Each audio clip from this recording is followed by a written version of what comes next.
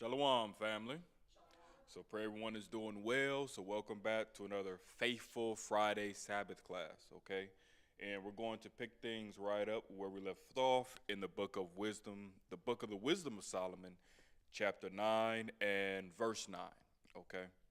So, wisdom of Solomon, chapter 9 and verse 9, and it reads, "And wisdom was with thee, which knoweth thy works, and was present when thou madest the world, and knew what was acceptable in thy sight, and right in thy commandments."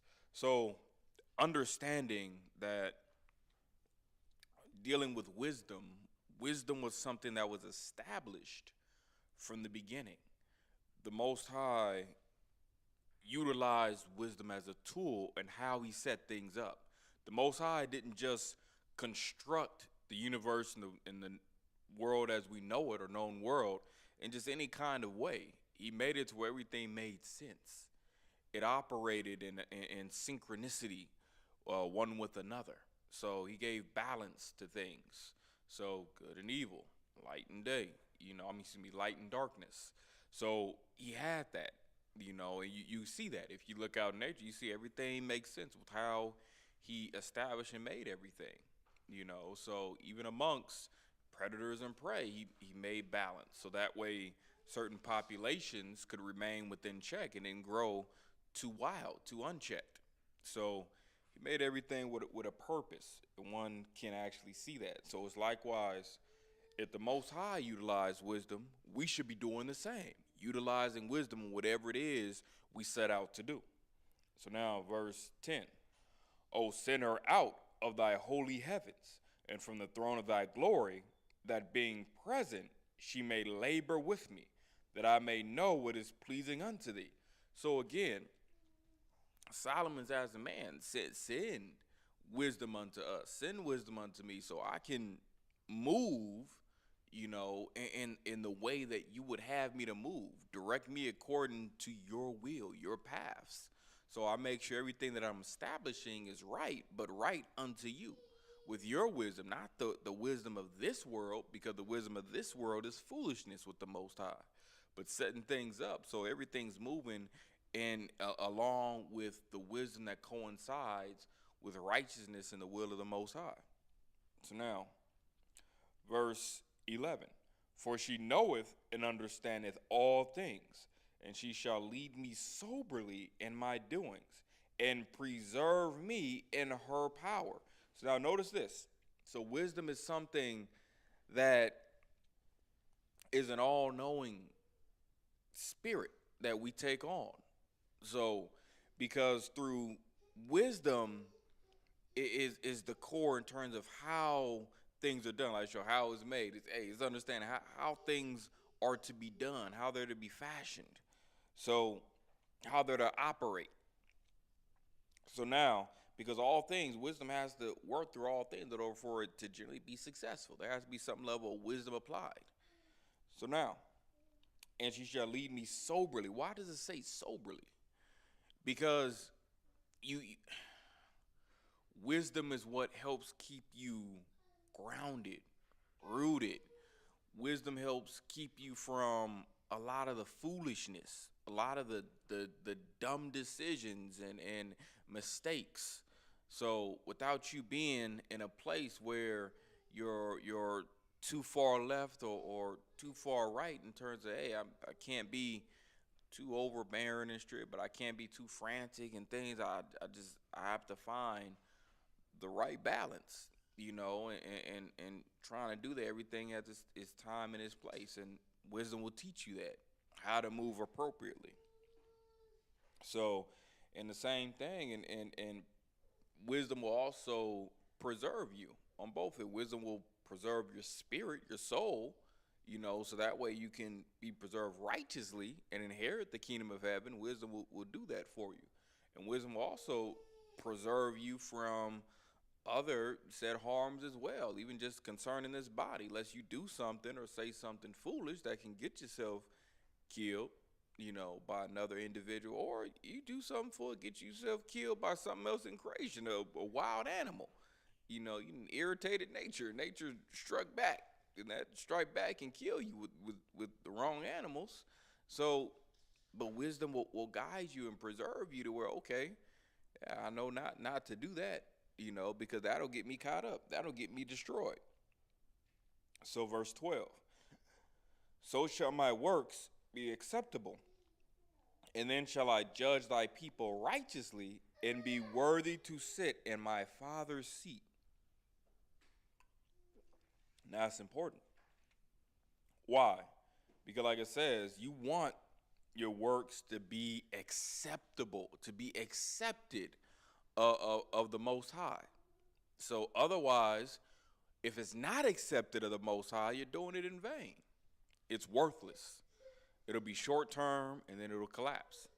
Even if that short term is your lifetime, it won't last until the next life, because at the end of the day, you won't make it, because you wasn't doing what was acceptable to the Most High to be accepted of Him. So, and now it's also situated, it says, once my works are acceptable to the Most High, then it becomes what? And then shall I judge thy people righteously. Because I have to be a just judge. I have to be a just leader to make sure I'm executing and operating things in a way that is respectable and acceptable to the Most High. Otherwise, if I'm not, then I won't be here long. I won't be judging the Most High's people long, because the Most High will remove me. So, and really it's you removing yourself, because you're going to make the mistakes and do the foolish things that ultimately will cause your demise. That's really what it is. So it really starts boiling down to you removing yourself. All it is, Most High just allowing it to happen because you're choosing your own devices at that point in time and falling prey to it. You're reaping what you sow. So now, and like I said, it'd be worthy to sit in my Father's seat. And that's something that is multifaceted, because first, his immediate father, King Solomon, his immediate father was King David.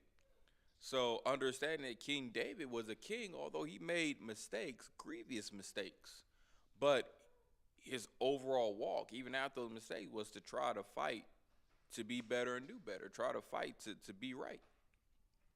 And that is something that King Solomon, as his son, is, hey, I'm trying to make sure I'm striving worthy to be as well.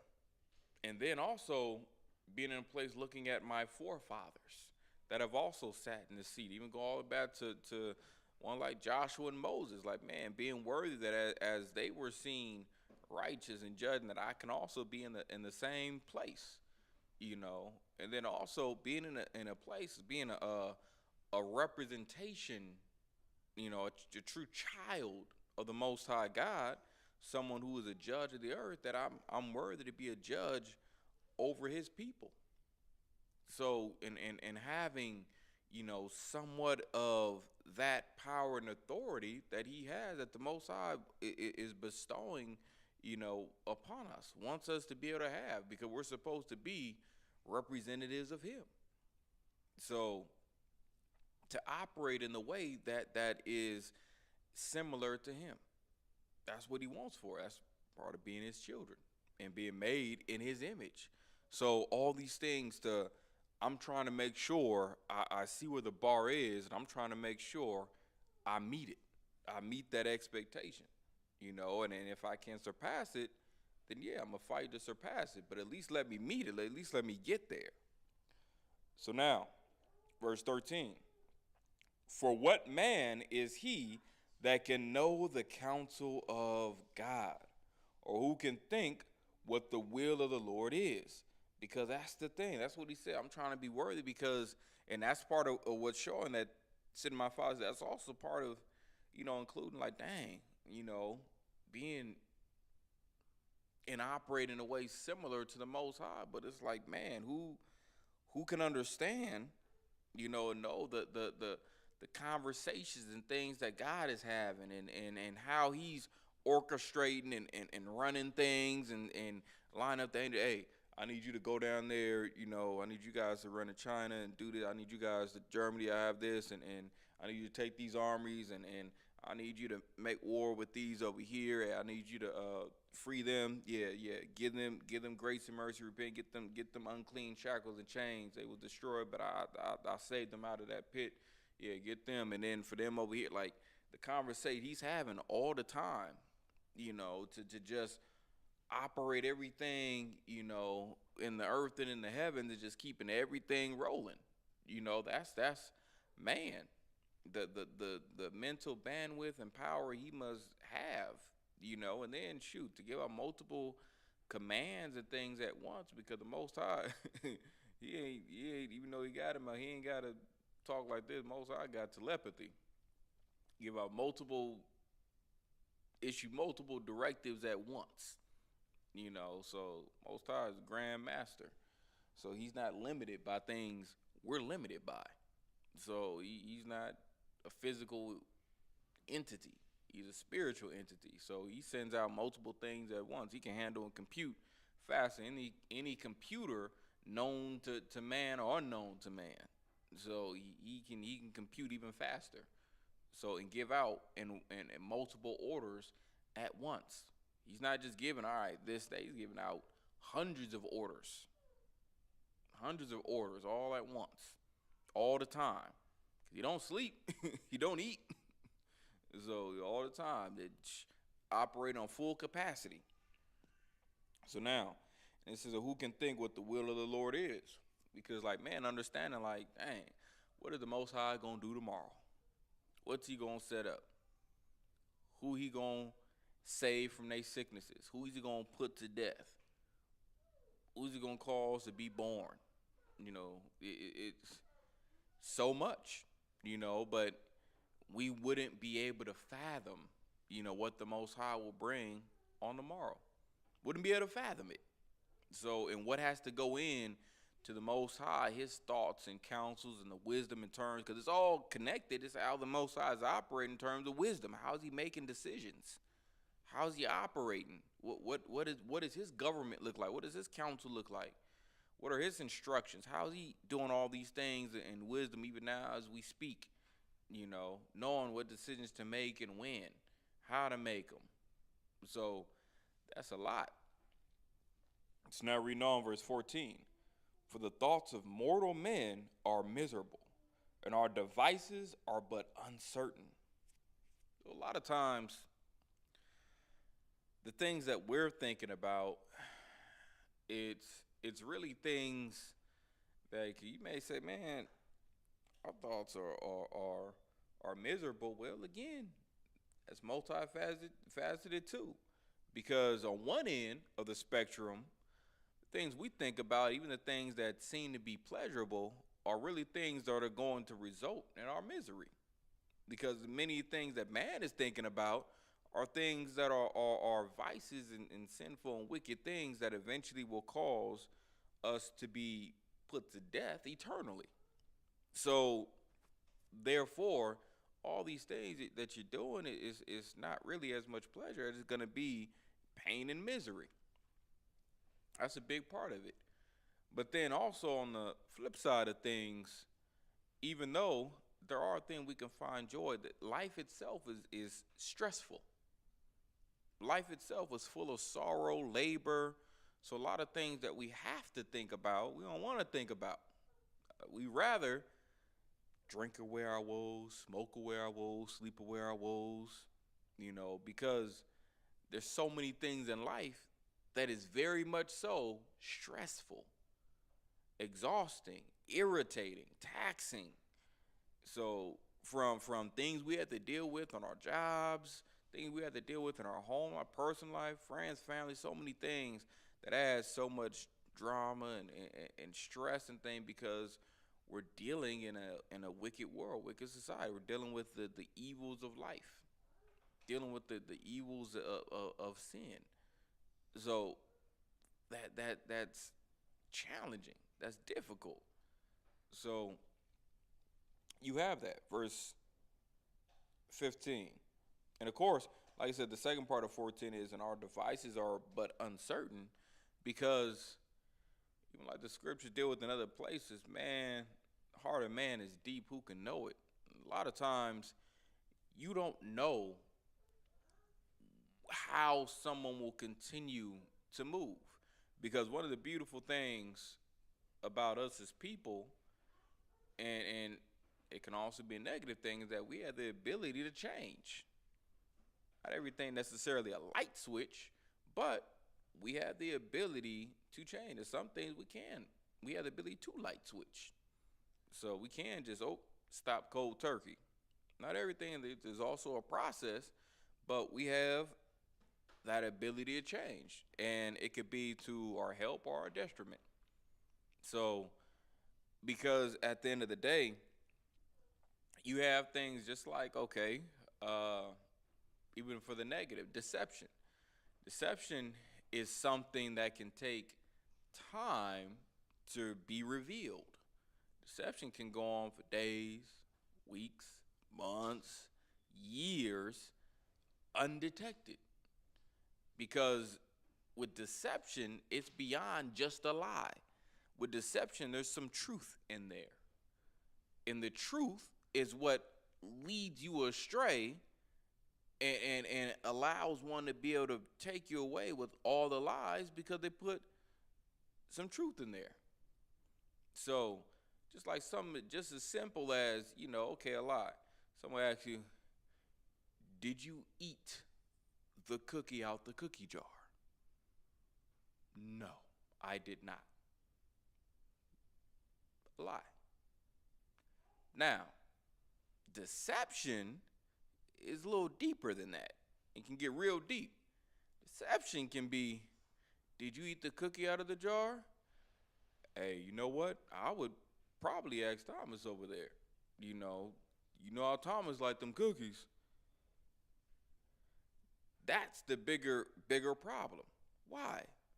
Because notice, I never gave an answer on whether or not I did or didn't. I shifted the blame away from me to somebody else.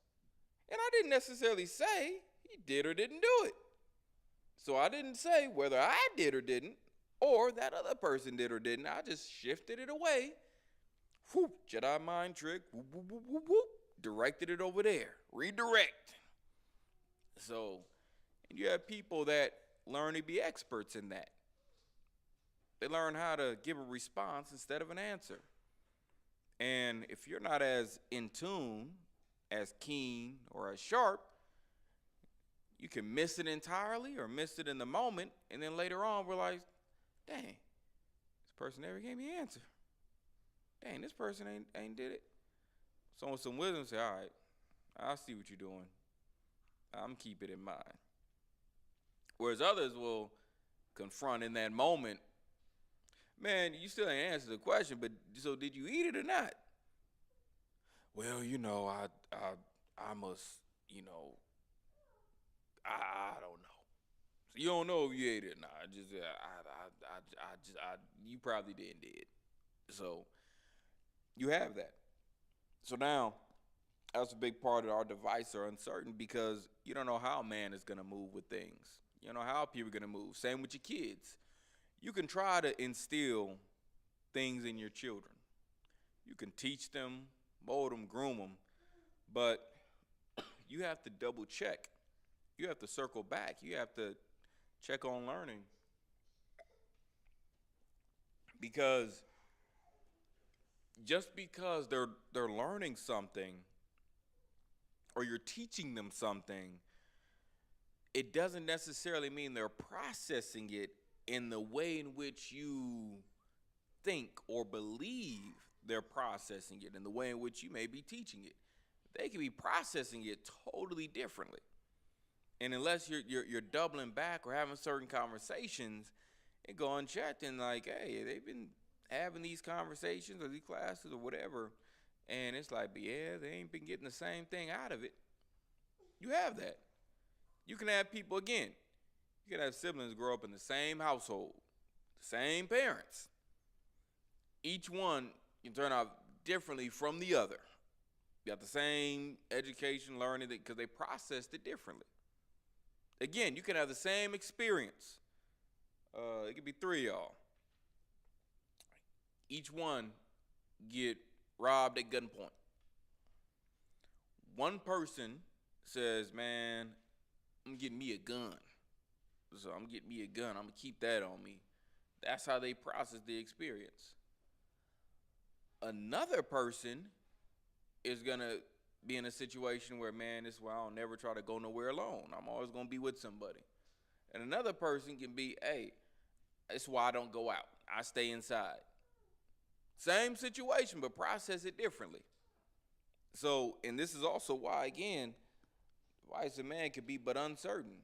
You all go through the same thing, have the same experience, but process it differently and move differently based upon that experience.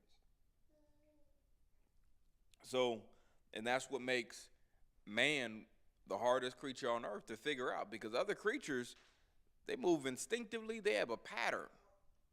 There's a pattern in things that you can follow and see, okay, I can learn and master how a sheep operate. I can learn and master how a lion operates. But man, it's tough because it can go either way. It ain't always going to click. Man can be wise or man can be foolish or man can be somewhere in the middle. So man, woman, or child. Verse 15. Now it says, "For the corruptible body presseth down the soul, and the earthy tabernacle weigheth down the mind that museth upon many things." So now, this is one of those precepts that you can line up with a few things, because it shows how our earthly bodies are limited. Okay, and this actually works to our benefit in this regard, because as some, if you ever may have had times where, either growing up as a kid or maybe in your, 20s, even 30s, felt like, man, I feel like I could do more. I feel like I should be able to leap over a building in a single bound, or just be able to lift this or move this. And you understand that these bodies that we have, these corruptible bodies, as the scriptures say, it presseth down the soul. Meaning what? It limits what it is your spirit is capable of doing. Your spirit is capable of doing a lot more. However, because it's placed and housed in this earthly body limits it. It's fighting against the spirit in more ways than one, because you're fighting against the carnal aspect, the nature of this physical body. Starts feeling heavy. Takes so much to move this body. So, whereas, man, the spirit is light. So, spirit can move. Spirit ain't got that problem. But this earthly body got a lot of problems.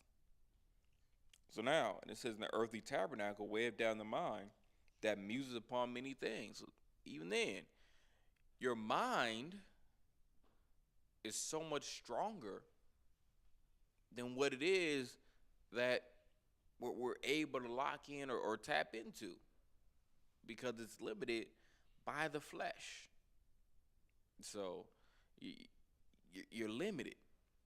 So imagine how much better we will be once the Most High blesses us, if we endure unto the end righteously, with the new incorruptible bodies.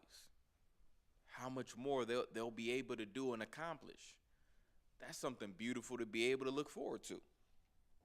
So now verse 16. It is, "And hardly do we guess aright at things that are upon the earth." So now that's true, because you have times where science says one thing and then science will come back and say another, full of vicissitudes, full of change. So full of things where, all right, it's true today and false tomorrow, and then now we got a new truth. There's so many things that we're trying to figure out, but a lot of times just guessing at, or just we can only skim the surface of. excuse me, a lot of things is still the unknown. The unknown. Trying to get the answers. Certain answers we won't figure out. We won't get in this lifetime. We won't be able to really know until we receive new bodies and able to talk to the Most High Himself and ask Him. And Father, what is this? You know, oh yeah, this is this, and this is how this is made, and this is exactly it. You know, from the great to the small. No need a certain small, like how many hairs are on the average human head? You know, like for real solid number. So not just a guess. We estimate if we look at this circle here and we count 10 and we multiply that, you know, all over the head, and we'll probably get about, you know, maybe like 1,500 hair follicles, and they just be guessing. So, how hot's the sun? Just based upon how we see the temperature, it must be over, 3.5 zigaheats. You know, they just making up new terms and guessing. Like, man, you don't know how high. You can't even get anywhere near the sun to be able to measure how high it truly is. So only the Most High can hold the sun in His hand. He can tell you how high that He made it. He made it. Yeah, I'll tell you exactly how hot it is, you know. And He Most High got new term for temperature we don't even know of to measure how hot it is. So He said, "Hey, look, you give it a number according to this is what the number will be." And that's the surface. And this is the internal temperature. Most High be able to give all that because He created it. So you ask Him about anything, He'll be able to tell you. How many people on the face of the earth currently? Most High got it all by number. You know who died and when. You know their names, birth dates, how many kids they had, the last thing they had to eat. Most High, they ain't nothing getting past Him. Whereas man, everything ain't never get past us. I said 6 said, hardly do we guess aright at things that are upon the earth, because we don't get it right as much as we think we got it right. A lot of times that like science, just that understanding we have currently. Just what we know currently. And then guess what? We might figure something else out. A year from now, 2 years from now, that, hey, what we thought was true ain't really true. It was just what we knew at the time. Or the rest 16. And with labor do we find the things that are before us. So, and with labor, meaning what? There's a lot of research, studying, investigating to try to figure out everything that's going on around us. What are these green things around here? Green and brown. Those are trees. What they do. So, wonder what they do. I'm learning it. All right. They breathe in carbon dioxide and breathe out oxygen. Learning things like that. So, learning, okay, this is what keeps us alive. It's what helps replenish the atmosphere on the earth. So we must need to preserve them. Wise person said we got to preserve. We can't just cut all them down. We need to preserve them because that's our life force. The Most High, the scriptures teach you that. No, hey, Carol, don't just cut up all trees. That's what you need to breathe and operate. So learn things of that nature. So with labor, 16, and with labor do we find the things that are before us, but the things that are in heaven who have searched out. Because really the things that you see in terms of the universe, you know, the stars and planets, who's really been to all those things and searched out these universes and galaxies to really know what all is out there? No one. So those things are still unknown. Something that we don't know, that we still don't know. We just guess. Far from being able to know, because to know, I'm not just guessing. I have full knowledge of this thing. I have a wide spectrum of knowledge to be able to speak on these things. That's what knowing is. I have the knowledge, and the knowledge is the information. I have the information on this. I can say for a fact that this is this. So, and with that, we can't say, we can't speak on it because we don't know. So 17, and thy counsel, who hath known, except thou give wisdom and send thy Holy Spirit from above. So meaning what? The only way we know what the will of the Most High is, or even how he feels towards things, what he's thinking, what he's gonna do, is only because he sends his Holy Spirit unto those that are worthy as vessels to be able to perceive that information, to be able to have things like visions and dreams, or being able to understand, or even like now, you scared to read them and be able to piece together these things and say, okay, yeah, this is what this means. Like, like if it wasn't for Most High Holy Spirit, we'd be lost. Wouldn't know what's gonna happen and when. We completely lost in the dark, lost in the sauce, as they say. So now, verse 18, it says, for so the ways of them which lived on the earth were reformed, and men were taught the things that are pleasing unto thee, and were saved through wisdom. So now listen to this. For so the ways of them which lived on the earth were reformed. Okay?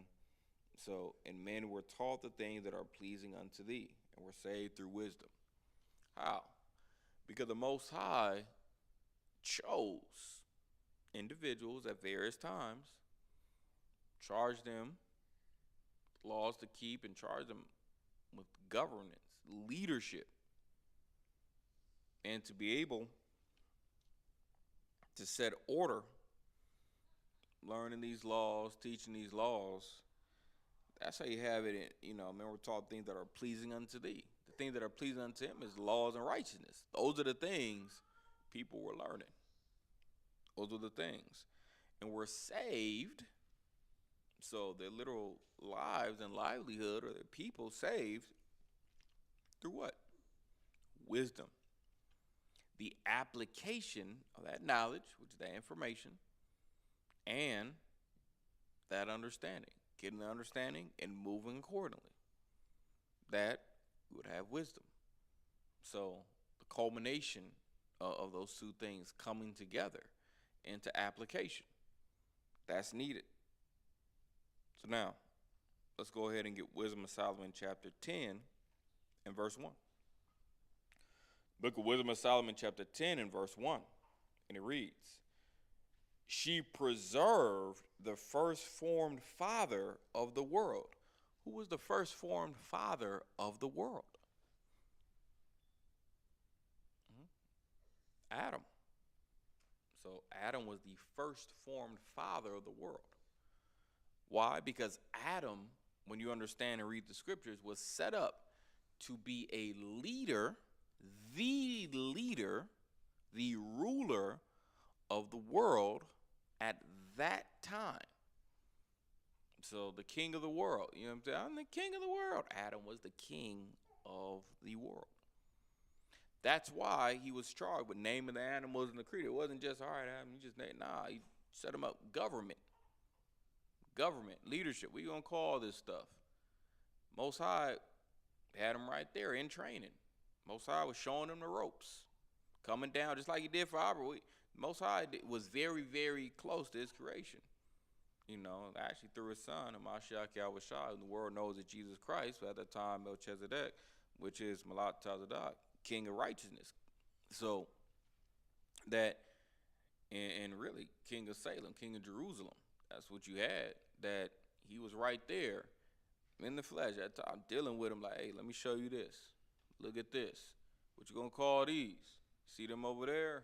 All right, look, this is how you should probably do this. All right, these people over here, this is how you should move with them. So he was close. Cause remember, they was living for hundreds of years. So the Most High, they was there. Most High in Christ, they was there operating, just room and teaching, getting things right. Because you understand that the guy we have known, and had been dealing with, was actually who the world knows is He's the Christ, the Mashiach Yahushua. So he was the God that we had known, interceding on behalf of the Father through everything.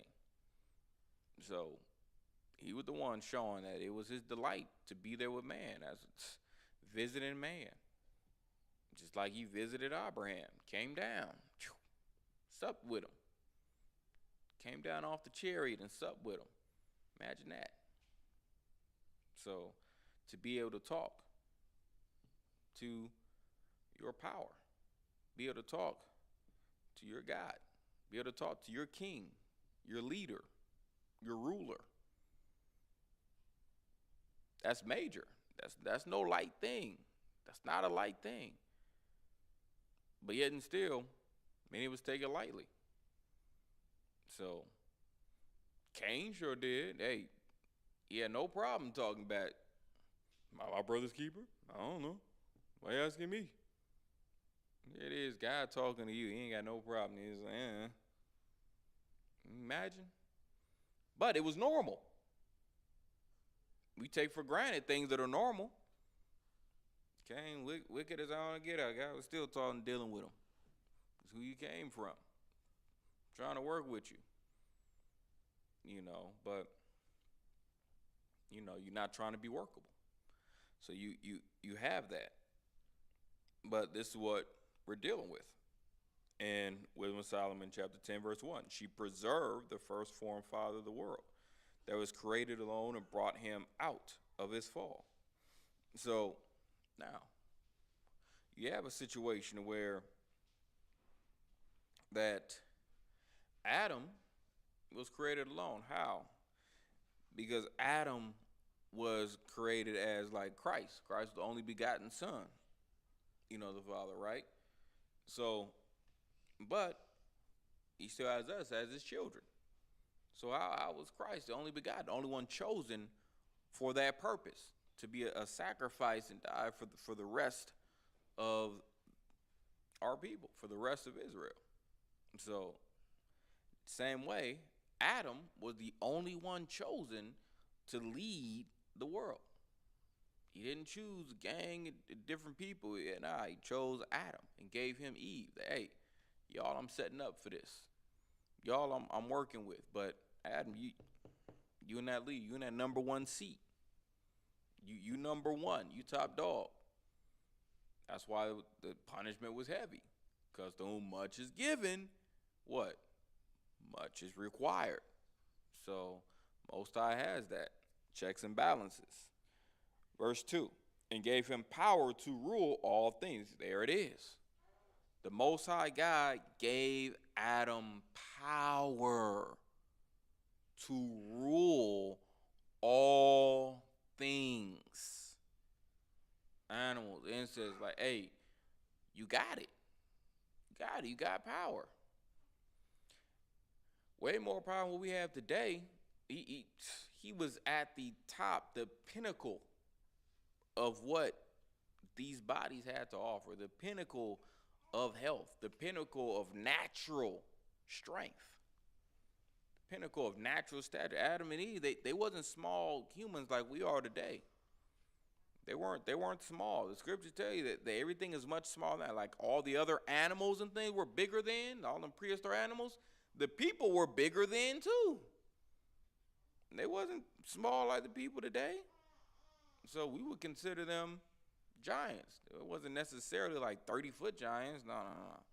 But bigger and stronger than we are today. Because even as the Most High told Ezra that, the earth, when it was in its strength, everything was more abundant, bigger, stronger. But, the earth and everything of that fashion was of one way, and the things now. Just like you guys are a smaller stature inside everything than those before you. And guess what? Those that are going to come after are going to be smaller in stature than even those now. Even you go back 2,000 years, they were bigger, stronger than what we are now. So it's generation getting smaller and smaller, weaker and weaker. Because the earth, like the Most High said, has lost its youth.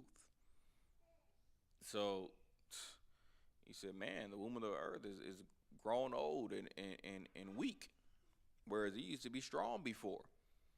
So And Adam and Eve, they also had the spiritual and mental power and bandwidth as well. That up here, man, processing power. We be thinking that we got it good and got it all together now, but nah, the way they had it together, because we fell away from a lot of the knowledge and understanding that really matters. They knew and understood life, plant life, animal life, insect life, knowing those things. Understanding now, shoot, a lot of these things we don't know. We go out here and see 3 trees. We can't even name the type of each of the different 3 we saw. All we know, that's a pine tree. That's about it. Couldn't even tell you what kind of use it would or wouldn't be good for. These are things they had, that knowledge. Things that they were learning. Imagine you had hundreds of years, and you all in this. 100 years, and they had Most High Christ. Hey, they were showing them. Hey, this is that. This is what I made for this. And some of those things, all right, look, you bet. You mess around with this, see what that do. Put that and that together, see what you got. So Most High didn't just, all right, make his creation and everything just hands off, y'all figure it out. No, scriptures tell you, the Most High even tells you through the scriptures, he started to distance himself the more wicked we became. That's how he slowly distanced us. The more wicked we became, he got a little further back, little further back, little further back.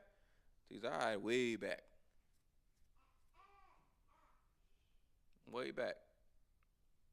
So that was the case. But you see how he was dealing with Moses. See how he dealt with Abraham, that he was dealing with Adam even more so. I got you. Let me show you this. Just like he was coming down and dealing with it, he was dealing with the same way. Let me come down and deal with you. Let me show you.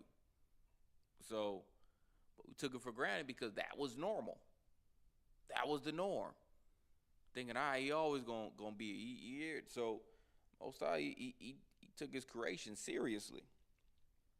So now, reading on, verse 3. This is, but when the unrighteous went away from her, and his anger, he perished also in the fury therewith. He murdered his brother. So now, this is making reference, getting down to who? This is getting down to Cain and Abel. It's going through the generations. That's what this is making reference in. How do we know? Because even this, listen to verse 4. For who was called the earth being drowned with the flood, wisdom again preserved it. That's dealing now with Noah. But it's following generally in terms of wisdom and righteousness and foolishness and wickedness and separating the two. So that's the key thing that we're dealing with, how wisdom was moving through everything. Also verse 3, but when the unrighteous went away from her, so when you started having the unrighteous, those who started moving away from wisdom, what happened? So in his anger, he perished also in the fury therewith. He murdered his brother. Cain moved away from wisdom. And then did what? Transgressed, moved foolishly, murdered his brother. So, and then still, others moving in that same way. Like Lamech, hey, if Cain be avenged, sevenfold, then hey, Lamech 70 and sevenfold, because I did even more than what my grandfather Cain did. So I did even more wicked. I went even further. So I killed more than one person. So now, verse 4, who is called the earth being drowned with the flood, wisdom again preserved it. So, and directed the course of the righteous in a piece of wood of small value. So now, this is even trying to tell you something, that at the end of the day, the ark, some because you have this flood, but hey, say look, in a piece of wood, that wasn't really necessarily that very expensive. It just some wood compared to everything else that was out there. It wasn't like this was some gold, that was then carved and made into this. Nah, just some wood. But that did it. Let you know a lot of time wisdom ain't something that gotta be super extravagant. Wisdom can be very simple at times. Very simple in terms of what the solution can be to have a good outcome. It ain't necessarily something that gotta be flashy or the most extravagant. It ain't necessarily gotta be something expensive. Wisdom can be very simple, very cheap, very affordable. So just learn to do something the right way. Think about that. A lot of times you're doing it the wrong way, it's gonna cost you more, right? Whereas when you learn to do it the right way, it's gonna save you. That's what we teach. You learn to do things the right way, it's gonna save you. Wisdom will save you. Learning to do things the right way will save you. It'll save you from stress, mental anguish, save you from sorrow, heartache. So everything. It'll save your time, your relationships, everything. It don't matter if it's kids, marriage, or you trying to marry somebody. Wisdom will save you. Wisdom will tell you, nah, don't even mess with that. It ain't worth your time. It's gonna be problems. So nope, don't even mess with that person. They're not even worth trying to be with in that way. But they just keep on walking, keep looking. Maybe you need to do some praying and fasting, ask for the right one, and then do some more praying and fasting to give you some patience to wait on them.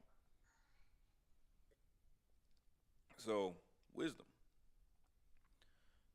Wisdom will tell you, okay, shoot, I can't. It's not enough for me just to teach my kids. I actually gotta bond with them. And I teach and I bonding now. That's one part of several other parts. Yeah, you gotta teach them, but you also there's a certain method of teaching because I'm teaching now, but I'm not necessarily bonding with them in the same way. I'm not necessarily having them heart to heart. You gotta have them heart to heart. You gotta also have some individual time in there. Get to know them. Ask you to talk to them, not just at them. Wisdom to teach you that. So wisdom to teach you, I can't just be there. I actually gotta be present. Can't just be in a room. Be thinking, and the same with marriage. It ain't just all right. We spend time here. We just in the same room together.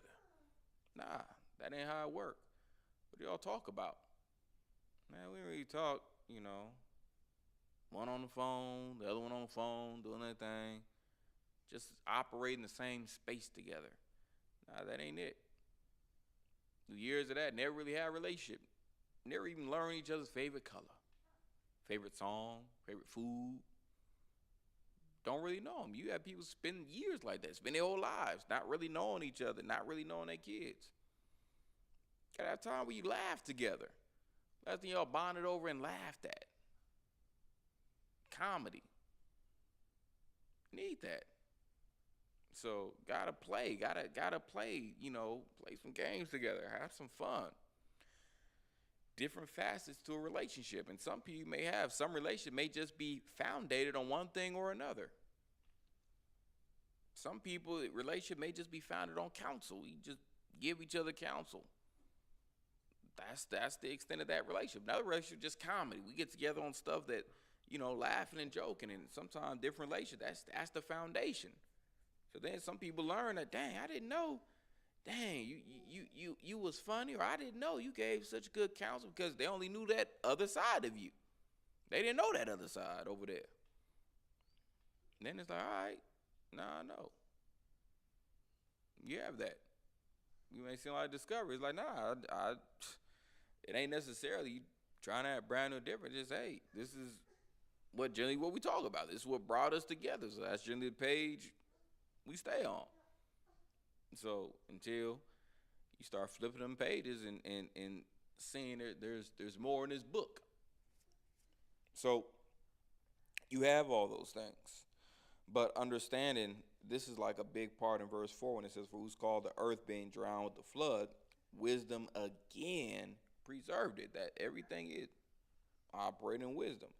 and direct it. Because that's the thing, wisdom is going to direct you, direct it the course. The course is the path.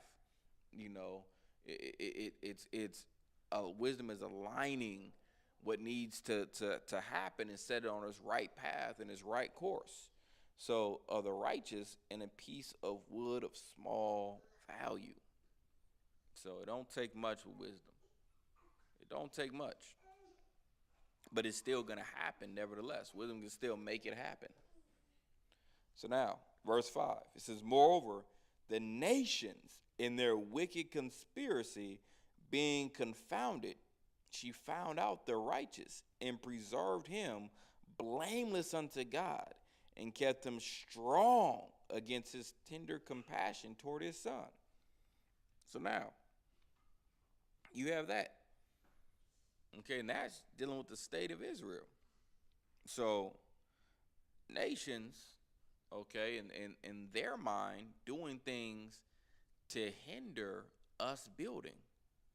Times from Nehemiah and from Joshua to Nehemiah and Ezra, that and just others, even the kings, like at times the nation just being against us, doing things to destroy, doing things to hurt us. So you have that. So in them conspiring, them coming together against it at time, like with Judith and Esther, just you have that throughout various times of history. So in our people's history. So conspirators being confounded, she found out the righteous, but still wisdom still came through for the righteous and preserved him blameless unto God. Preserved us so we would still be acceptable unto the Most High, not being charged with some wickedness that would ultimately corrupt us and have us destroyed instead of saved. That's major as well. So that's what's saying, kept him strong against his tender compassion toward his son. So kept as strong as the Most High could have compassion and love towards us. So, and not be in a situation where, dang, I would want to save you, but y'all ain't right enough to be saved. Ain't enough of y'all right enough to be saved.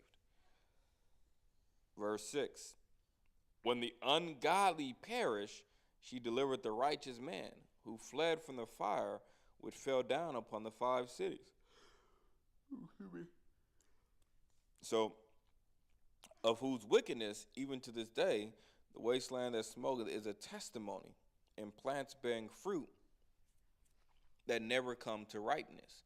And a standing pillar of salt is a monument of an unbelieving soul. So this is literally during the time of what we're dealing with, like with Sodom and Gomorrah. Okay, so we're dealing with after the flood up until Sodom and Gomorrah, and Lot being saved, but yet and still his wife being turned into a pillar of salt, because where she should be focused on the destination and what lies ahead and being right and looking to the path of the Most High and just, she's focused on the past, focused on friends and family that are moving wickedly, that aren't trying to move righteously. That you missing the point. So you don't need to be focused on what's going on back there, because what's going on back there is what's being destroyed. You need to be focused on what's going on right here and moving forward. So moving forward in righteousness, being a unleavened lump, and not looking back at all the leaven that got destroyed. So all the sin and wickedness that's getting destroyed, because ain't nothing for you back there. You mess around looking back, hey, you join them. You want to look back? You want to, hey, here you go. You can stand here and keep looking back forever. You'd be a monument turned to a pillar of salt, meaning what? Got turned into stone. You're going to get frozen in time right here. I'm always looking back. Like I said, hey, you missing somebody, look, take a picture to last longer. Most High, hey, that was a picture right there. Kodak moment. Yeah, you stay there. You keep looking. So, as a reminder, because, like I said, hey, that's where you want to be. You can be there. shows how the Most High feels. Most High, I need you to focus on the program, the direction I need you to move. Because what did I say? You focus on what you want to do and not what I'm telling you to do. So you want to run your own program, all right? Well, stay here. You can stay on that program. So the Most High feels. So now, verse 8. For regarding not wisdom, they got not only this hurt, that they knew not the things which were good, but also left behind them to the world a memorial of their foolishness, so that in the things wherein they offended, they could not so much as be hid. See, because that's the thing.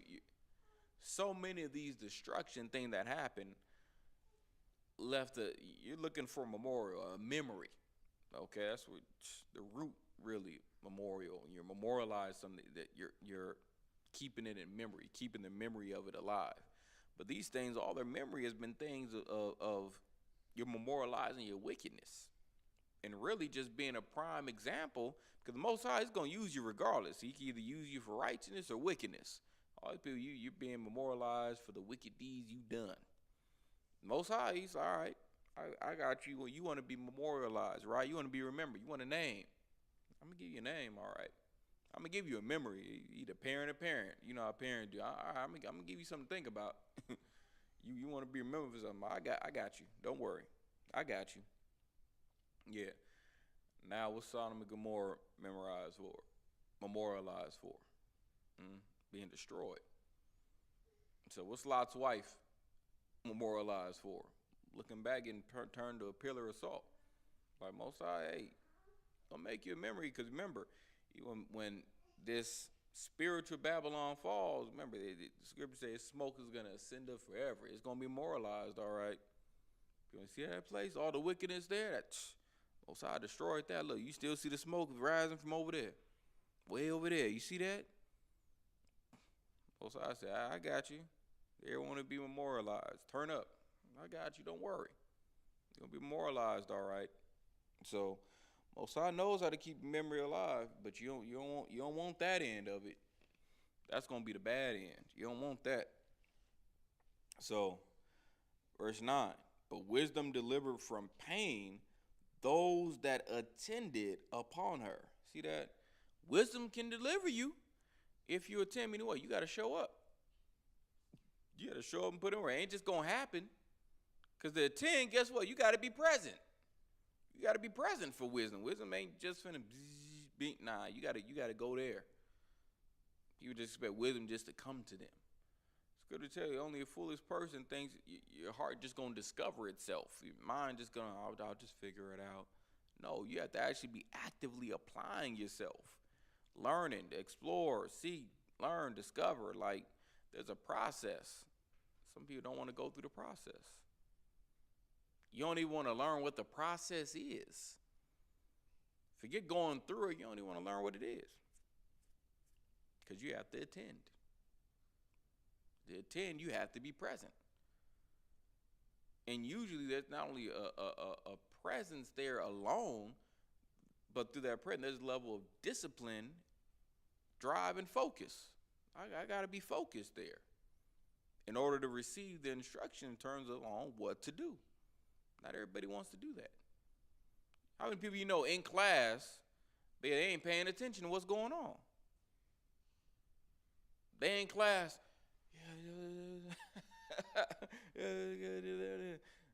you know, wisdom's going on, but they ain't paying attention, just like the teacher. Wisdom over there, and it's going on, but guess what? You ain't paying attention. That's why you fail in the class, because you ain't paying attention to wisdom. That's how life is. The event's taking place right in front of you, but you ain't even taking note to it. Wisdom is showing. Most High is carving out the path right before your eyes, and you turning the other way. Like on a whiteboard, teacher showing you, all right, look, this is it. And you busy looking all over there. So, like the Matrix. Remember Neo out there? You know, and Morpheus trying to explain to him, look around you, Neo. The Matrix is a system. And what do you see? doctors, lawyers, nurses, the very minds of the people we're trying to save.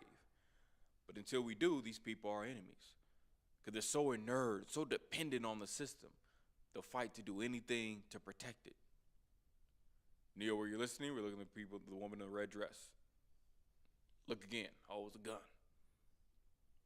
So just watch that scene, that whole scene. That's how people they be trying to lie but be locked out with wisdom, not paying attention. Gets flawed. I'm trying to teach you. I'm trying to explain everything to you, but you're not locked in. That's why you got people. Some people their grades start going up. Others what? Start dropping. Even though they're in the class, they fail in that wisdom. And that's how you see with this walk. Really, this walk of life, this game of life. Some rise to the top, others fall to the bottom, failing at wisdom. Or I'm learning. I'm in every class I'm trying to get. Because the reality is, on the path, you're going to make mistakes. You're going to fall. That's why the scripture said, not a just man that sinneth not. It is whether or not you going to know about it. You ain't going to know about everybody's sins. A lot of things behind closed doors. That's why there's a level of integrity of the scriptures that, okay, take it that you're as sincere, whatever someone may appear to be, on camera, in class, on the street, whatsoever have you, that they're just as sincere, upright, however, in their day-to-day lives, off camera, and need to be at their job or in the grocery store or at their home in a basement. Hey, they just as on point, if not better. So you should have that. But guess what? The reality is that right now class is in session. The test truly comes when the class ends, and you got to go out in life and apply it and move accordingly. That's when the test comes. But with that being said, I'm going to go ahead and leave it there at the book of the Wisdom of Solomon, chapter 10 and verse 9. And we'll go ahead and pick it up at verse 10 next time. Okay, so pray you got something out of it that helps you learn, grow, be better, and do better. So please, hey, like, share, subscribe for the classes so others may also, learn as well. So and with that, I'll go ahead and I'll say